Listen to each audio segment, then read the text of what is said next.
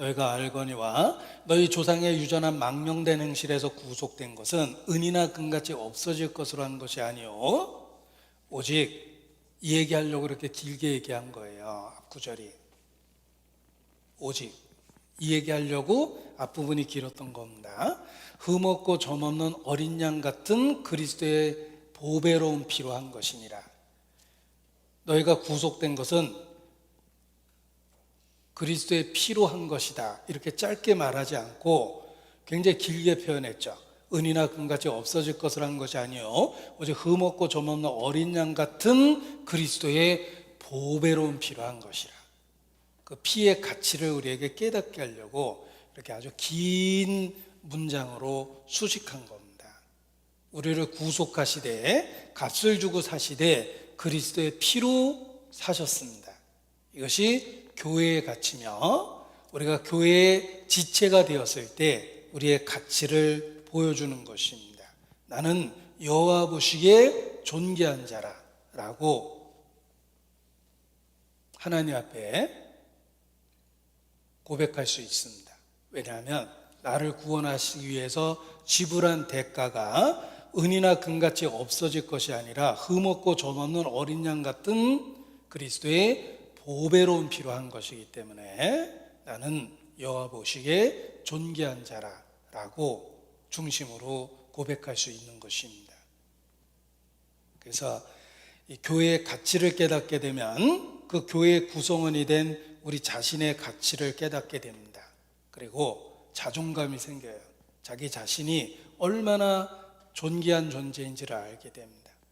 그전에는 나 하나 없어진다고 달라질 세상도 아닌데 라는 말로 쉽게 인생을 살았어요. 까짓거 뭐 나 하나 없어진다고.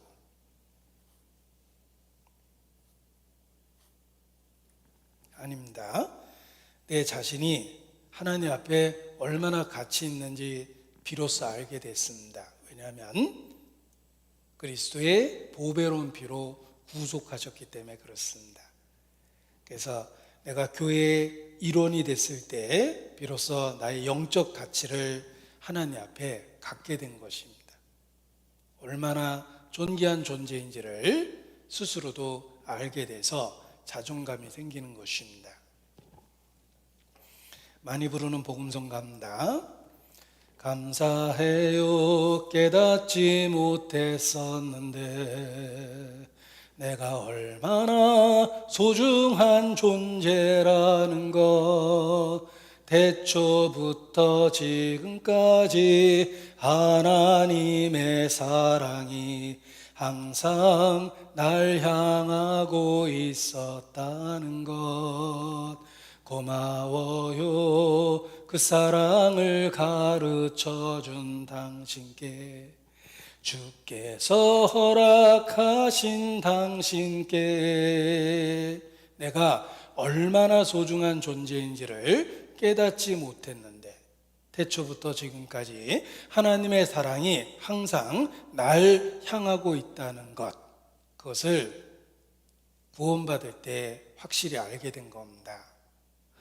우리가 무대에서도 주인공은 무대에 등장인물들이 수없이 왔다 갔다 해도 등장인물을 향해서는 스포트라이트가 비쳐서 그가 지금 이 연극의 주인공이라는 걸 일깨워 줍니다. 우리 저 영화 촬영하는 장소에 가봐도 누가 주인공인지 금방 알 수 있어요. 주인공 옆에는 반사판이 많이 있습니다. 조연에게는 반사판을 안 비춰줘요.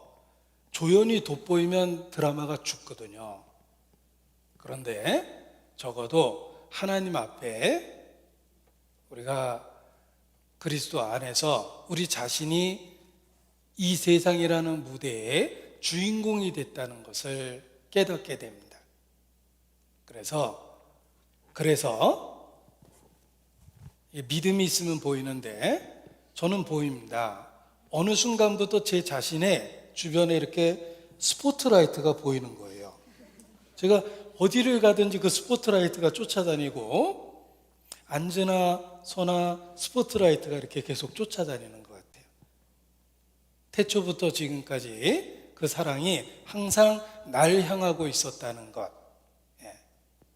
그래서 정말 천지도 하나님이 나를 위해서 지으셨다고 생각이 들고, 아침에 해가 뜨는 것도 정말 날 위해서 뜨는 것 같고, 일상의 모든 일이 다 주님의 은혜처럼 여겨집니다. 우리가 교회의 일원이 됐다는 것은 우리 자신의 가치를 깨닫게 되며 자존감을 갖게 되는 것입니다. 피로 산 교회예요. 나에 대해서 지불한 대가를 알게 됐을 때 하나님께서 나를 얼마나 가치 있게 여기시는지를 더 이상 의심할 필요도 없이 확실하게 알게 된 겁니다. 단지 세상적으로 가치가 안 드러나 있을 뿐이에요. 나는 하나님 보시기에 존귀한 자예요. 그런 영적인 자부심을 갖게 됩니다. 고린도전서 12장 22절입니다. 이뿐 아니라 몸에 더 약하게 보이는 지체가 도리어 요긴하고 우리 몸에 덜 귀히 여기는 그것들을 더욱 귀한 것들로 입혀주며 우리의 아름답지 못한 지체는 더욱 아름다운 것을 얻고, 보십시오. 우리 육체 중에 돋보이는 부분이 있고 돋보이지 않는 부분이 있습니다. 그런데 하나님은 공평하시기 때문에 더 약해 보이는 그것을 요긴하게 하고 덜 귀히 여기는 그것을 귀한 것으로 입혀주고 아름답지 못한 것을 더욱 아름답게 만들어준다고 되어 있어요. 그래서 외적으로 누릴 수 있는 게 많으면 내적인 많은 부분을 적게 갖습니다. 내가 외적으로 많이 초라하면 초라할수록 실제적으로는 내적으로 주시는 것들이 많다라는 것도 아셔야 돼요. 그래서 더 이상 가진 사람을 위해 향해서 불평하지도 않습니다. 그들은 그쪽을 많이 가진 거지 모든 걸 가진 건 아니에요. 가진 사람에 대한 시기나 질투 이런 거 없습니다. 내가 혹 더 약하게 보이고 덜 귀히 여겨지고 아름답지 못한다 하더라도 틀림없이 하나님이 더 좋은 것으로 보이진 않지만 채워주셨다라는 믿음이 있기 때문에 그렇습니다. 그래서 열등한 게 없어졌어요. 예를 들면 한때는 외모에 대해서 집착할 때가 있습니다.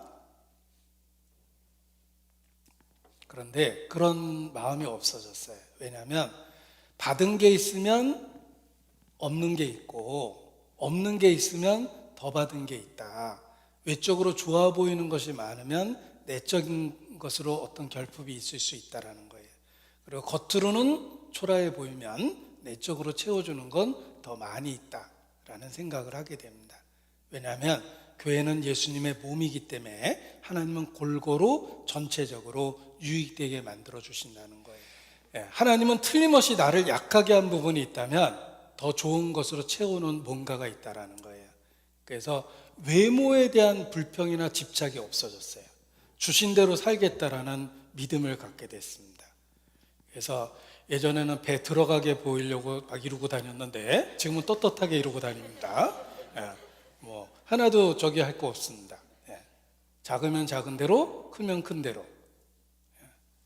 그래서 안전한 외모, 뭐 편안한 모습, 경쟁심을 유발하지 않는 외모, 뭐 이런 것도 표현을 하게 되는데 아무튼 주신 대로 살겠다라는 마음을 갖게 된 겁니다. 왜냐하면 내게 그리스도를 주셨을 때 이미 최상의 것을 주셨고 혹시 하나님이 제한하셨다면 그리스도를 만나는 데 도움이 되고 혹시 하나님이 뺏어가셨다면 그리스도와 동행하는 데 도움이 되기 때문에 뺏어간 거다라고 생각하니까 아무런 열등감이 없어졌어요. 그렇습니다. 우리가 주의 몸된 교회의 지체가 되면서 하나님이 주신 모습 그대로를 받아들일 수 있는 마음이 생기게 되는 것입니다. 그래서 교회 안에서도 예를 들면 어떤 봉사에 있어서는 눈에 보이는 봉사가 있어요. 어떤 봉사는 꽤 오랫동안 희생하고 수고했는데 전혀 교회적으로 드러나지 않는 경우도 있습니다. 그러나 하나님이 알고 계시다는 거 한마디로 그 모든 상황을 받아들일 수 있는 거예요. 그래서 천국에 이르렀을 때 우리 가운데 큰 상을 받을 것 같은 사람이 오히려 하나님 앞에 부끄러움을 당하고 저분이 무슨 일을 하셨시라고 우리는 잘 모르고 있었는데 주님 앞에 큰 영광을 받는 지체들도 틀림없이 있을 거다라는 생각을 하게 됩니다. 어떤 전도자는 너무 개인적으로 걱정되는 일이 많아서 하나님 앞에 거의 기도를 못하는 가운데 그 집회를 인도를 했습니다. 그런데 놀랍게도 풍성한 결과를 얻게 됐어요. 그러던 어느 날 기도하는 가운데 깨달았습니다. 누군가가 하나님 앞에 간절하게 기도한 결과를 내가 누린 거구나 라는 것을 분명하게 깨닫게 됐습니다. 그래서 사역은 보이는 지체니까 자신을 통해서 주님이 하셨지만 상급은 보이지 않는 누군가의 눈물과 간구로 인해서 일어난 일이기 때문에 상급은 그에게 주어진다는 것입니다. 그래서 우리가 이 몸의 비유를 통해서 여러 가지 그 생각들을 올바로 이렇게 정리하고 받아들일 수 있게 되는 것입니다.